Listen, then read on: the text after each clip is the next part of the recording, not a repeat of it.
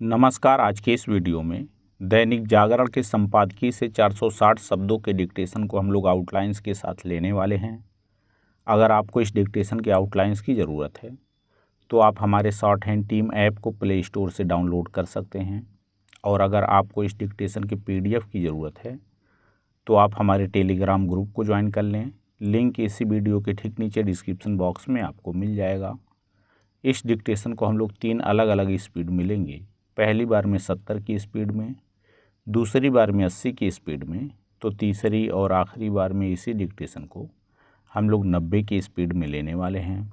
तो 70 की स्पीड में आपका डिक्टेशन स्टार्ट होगा 5 सेकंड के बाद। तब तक के लिए आप रेडी रहें।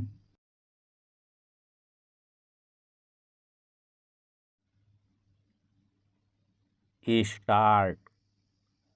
नागरिकता संशोधन कानून के नियमों को अधिसूचित करने के 2 माह के अंदर 300 से अधिक लोगों को नागरिकता प्रदान करने के अगले ही दिन प्रधानमंत्री मोदी ने आजमगढ़ में एक सभा को संबोधित करते हुए यह बिल्कुल सही कहा कि इस कानून को लेकर झूठ का पहाड़ खड़ा किया गया और दंगे भी कराए गए। चूँकि झूठ का पहाड़ खड़ा करने का काम विपक्षी दलों की ओर से किया गया, इसलिए वे इस आरोप से बच नहीं सकते कि उन्होंने लोगों को गुमराह कर सड़कों पर उतारा। इन्हीं लोगों ने हिंसा और उपद्रव का सहारा लिया। नागरिकता संशोधन कानून के खिलाफ जो हिंसक प्रदर्शन हुए उनमें सरकारी एवं गैर सरकारी संपत्ति को तो नुकसान पहुंचाया ही गया, जान माल की क्षति भी हुई। इन हिंसक प्रदर्शनों के कारण लाखों लोगों को परेशानी का सामना करना पड़ा। दुर्भाग्य से दिल्ली के लोगों को कुछ ज़्यादा ही, क्योंकि यहाँ पर शाहीन बाग इलाके में एक व्यस्त सड़क को अवरुद्ध कर महीनों तक यातायात बाधित रखा गया।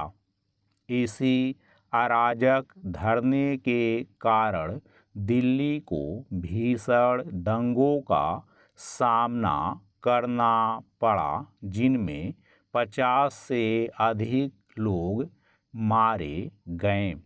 इससे देश की बदनामी भी हुई, क्योंकि इन दंगों के समय तत्कालीन अमेरिकी राष्ट्रपति भारत में थे। पैरा। नागरिकता संशोधन कानून को लेकर लोगों को किस तरह बरगलाया गया, इसका एक प्रमाण यह है कि 2 माह पहले जब इस कानून के नियम अधिसूचित किए गए तो कहीं कोई विरोध देखने को नहीं मिला। विरोध के नाम पर केवल कुछ बयान जारी किए गए, और वह भी मुस्लिम वोट बैंक की राजनीति करने वाले विरोधी दलों के नेताओं की ओर से। स्पष्ट है कि लोग समझ चुके हैं कि इस कानून के विरोध में सचमुच झूठ का पहाड़ खड़ा किया गया था और यह कोरी अफवाह थी कि इस कानून से भारत के मुसलमानों की नागरिकता छीन ली जाएगी।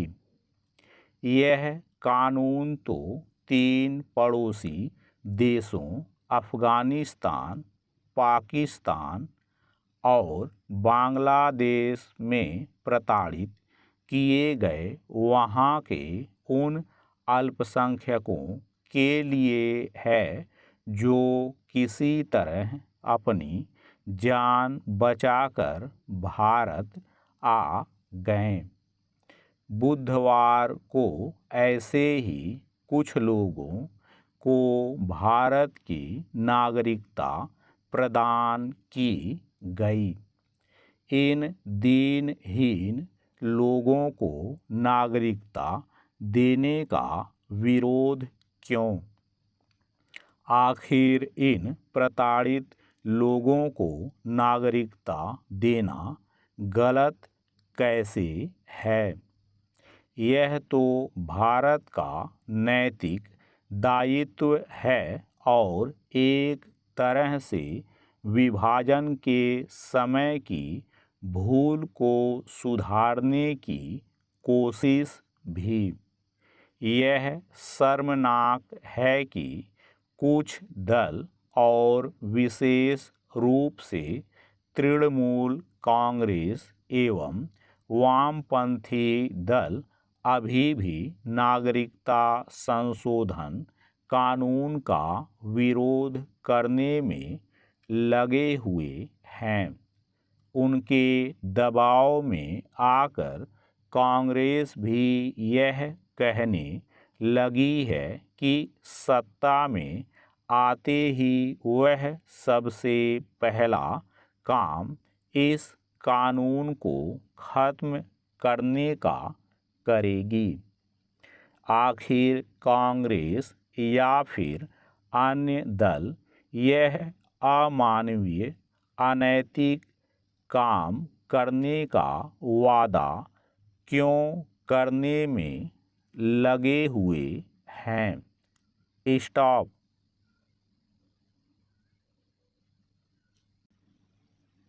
दोस्तों, इसी डिक्टेशन को दूसरी बार में हम लोग 80 की स्पीड में लेंगे और आपका समय स्टार्ट होगा 5 सेकंड के बाद। तब तक के लिए आप रेडी रहें।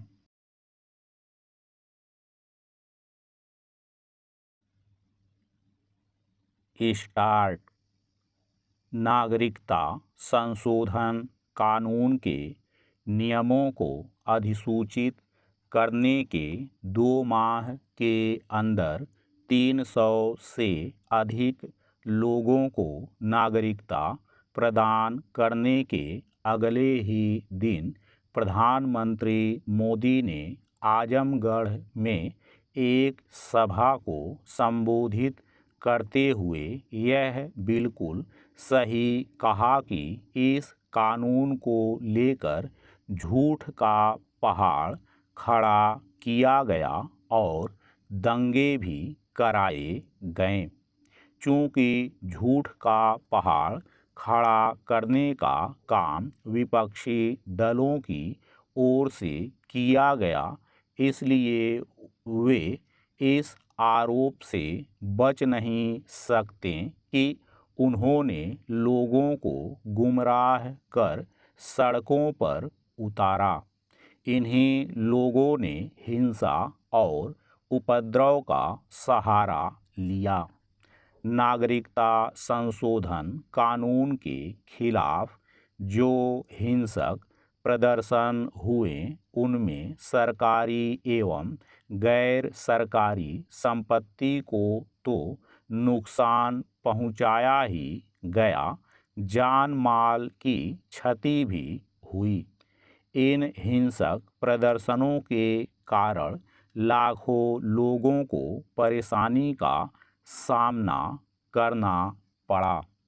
दुर्भाग्य से दिल्ली के लोगों को कुछ ज़्यादा ही, क्योंकि यहाँ पर शाहीन बाग इलाके में एक व्यस्त सड़क को अवरुद्ध कर महीनों तक यातायात बाधित रखा गया। इसी अराजक धरने के कारण दिल्ली को भीषण दंगों का सामना करना पड़ा, जिनमें 50 से अधिक लोग मारे गए। इससे देश की बदनामी भी हुई, क्योंकि इन दंगों के समय तत्कालीन अमेरिकी राष्ट्रपति भारत में थे। पैरा नागरिकता संशोधन कानून को लेकर लोगों को किस तरह बरगलाया गया, इसका एक प्रमाण यह है कि 2 माह पहले जब इस कानून के नियम अधिसूचित किए गए तो कहीं कोई विरोध देखने को नहीं मिला। विरोध के नाम पर केवल कुछ बयान जारी किए गए, और वह भी मुस्लिम वोट बैंक की राजनीति करने वाले विरोधी दलों के नेताओं की ओर से। स्पष्ट है कि लोग समझ चुके हैं कि इस कानून के विरोध में सचमुच झूठ का पहाड़ खड़ा किया गया था, और यह कोरी अफवाह थी कि इस कानून से भारत के मुसलमानों की नागरिकता छीन ली जाएगी। यह कानून तो 3 पड़ोसी देशों अफ़गानिस्तान, पाकिस्तान और बांग्लादेश में प्रताड़ित किए गए वहाँ के उन अल्पसंख्यकों के लिए है जो किसी तरह अपनी जान बचाकर भारत आ गए। बुधवार को ऐसे ही कुछ लोगों को भारत की नागरिकता प्रदान की गई। इन दीनहीन लोगों को नागरिकता देने का विरोध क्यों? आखिर इन प्रताड़ित लोगों को नागरिकता देना गलत कैसे है? यह तो भारत का नैतिक दायित्व है और एक तरह से विभाजन के समय की भूल को सुधारने की कोशिश भी। यह शर्मनाक है कि कुछ दल, और विशेष रूप से तृणमूल कांग्रेस एवं वामपंथी दल, अभी भी नागरिकता संशोधन कानून का विरोध करने में लगे हुए हैं। उनके दबाव में आकर कांग्रेस भी यह कहने लगी है कि सत्ता में आते ही वह सबसे पहला काम इस कानून को खत्म करने का करेगी। आखिर कांग्रेस या फिर अन्य दल यह अमानवीय, अनैतिक काम करने का वादा क्यों करने में लगे हुए हैं? स्टॉप।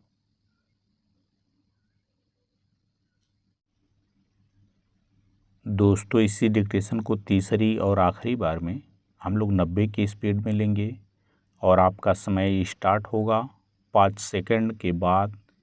तब तक के लिए आप रेडी रहें।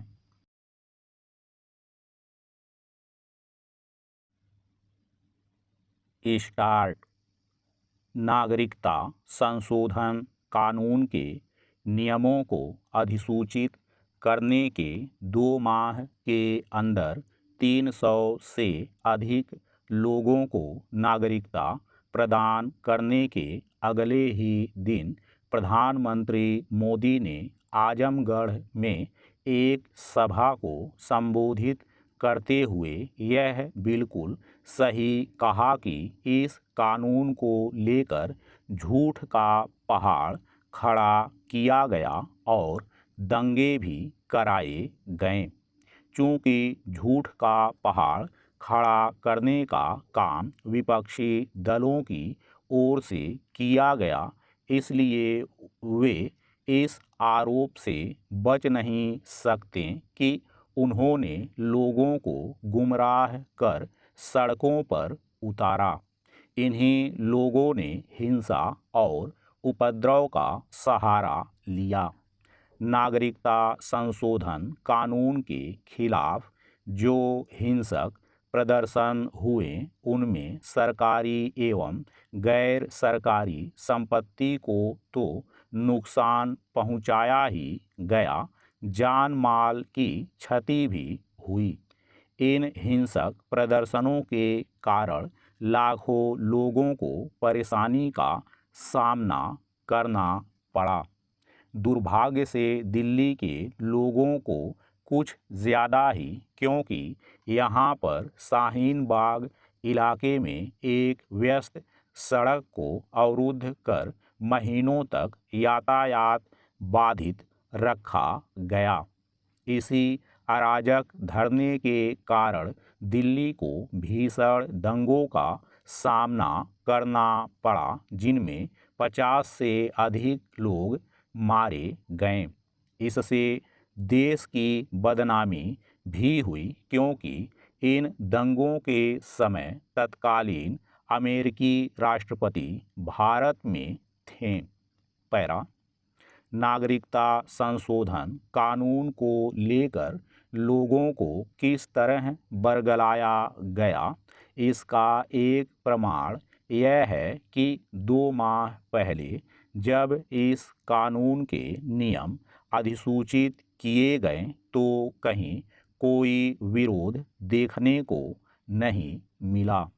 विरोध के नाम पर केवल कुछ बयान जारी किए गए, और वह भी मुस्लिम वोट बैंक की राजनीति करने वाले विरोधी दलों के नेताओं की ओर से।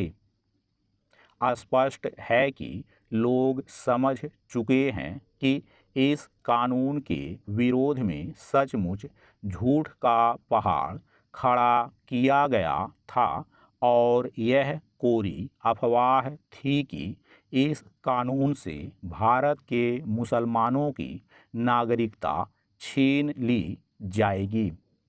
यह कानून तो 3 पड़ोसी देशों अफगानिस्तान, पाकिस्तान और बांग्लादेश में प्रताड़ित किए गए वहाँ के उन अल्पसंख्यकों के लिए है, जो किसी तरह अपनी जान बचाकर भारत आ गए। बुधवार को ऐसे ही कुछ लोगों को भारत की नागरिकता प्रदान की गई। इन दीनहीन लोगों को नागरिकता देने का विरोध क्यों? आखिर इन प्रताड़ित लोगों को नागरिकता देना गलत कैसे है? यह तो भारत का नैतिक दायित्व है, और एक तरह से विभाजन के समय की भूल को सुधारने की कोशिश भी। यह शर्मनाक है कि कुछ दल, और विशेष रूप से तृणमूल कांग्रेस एवं वामपंथी दल, अभी भी नागरिकता संशोधन कानून का विरोध करने में लगे हुए हैं। उनके दबाव में आकर कांग्रेस भी यह कहने लगी है कि सत्ता में आते ही वह सबसे पहला काम इस कानून को खत्म करने का करेगी। आखिर कांग्रेस या फिर अन्य दल यह अमानवीय, अनैतिक काम करने का वादा क्यों करने में लगे हुए हैं? स्टॉप।